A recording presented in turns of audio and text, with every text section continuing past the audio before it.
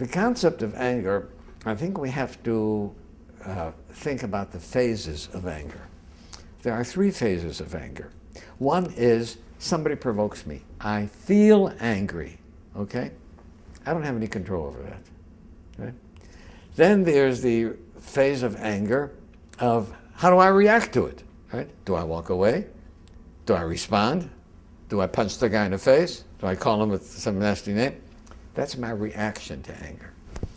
And then the other thing is, okay, I didn't have any choice of feeling angry when I was provoked. How long am I going to hold on to that anger? An hour? A day? 22 years? Right? So in order to keep things straight, I give these three phases three different names. The feeling of anger, I call anger. The reaction to anger, I call rage. And the hanging on to the anger is called resentment. Right? And then if you clarify it, I say, okay, I can do nothing about my feeling of anger other than perhaps take some things in perspective. Right? One of my father's teachings that helped me a great deal was that when somebody did something to my father which should have provoked anger, my father would say, you know, what he did was so foolish. If he only knew how foolish it was what he did, he wouldn't have done it. So, you know, I feel sorry for that person for being such a fool. But if you feel sorry for a person, how can you be angry at him? You know, I feel pity for him. Pity and anger doesn't go together.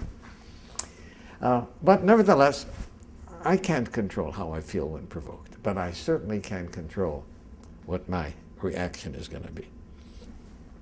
And finally, how long do I hang on to the resentments? My greatest lesson came from Alcoholics Anonymous, where somebody said, harboring a resentment is allowing someone who you don't like to live inside your head without paying any rent.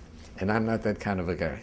I'm not a nice guy like that to let somebody else rent. So AA helped me get rid of resentments.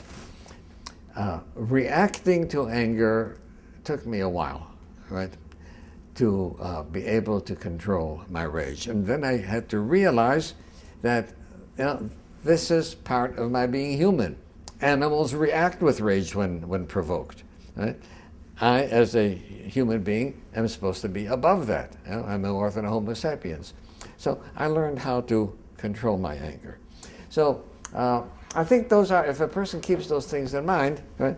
And there's some people who feel guilty for feeling angry, right? Especially at a parent. Right? You don't have a choice, right? The feeling of anger is nothing to show. And if you don't have a choice, there's no reason to feel guilty about it. How you react? Oh. Now, my suggestion is keep an anger journal. Right? Here's what happened today. Right? Somebody did this, is that, and here's how I did. Right? Then at night, you see, at the time that I'm provoked, my thinking isn't clear because I'm under pressure to respond. But at night, when I look over what happened during the daytime, and I say, did I handle that in the best way possible? Could I have done something better? And that becomes a lesson for the next time. Right?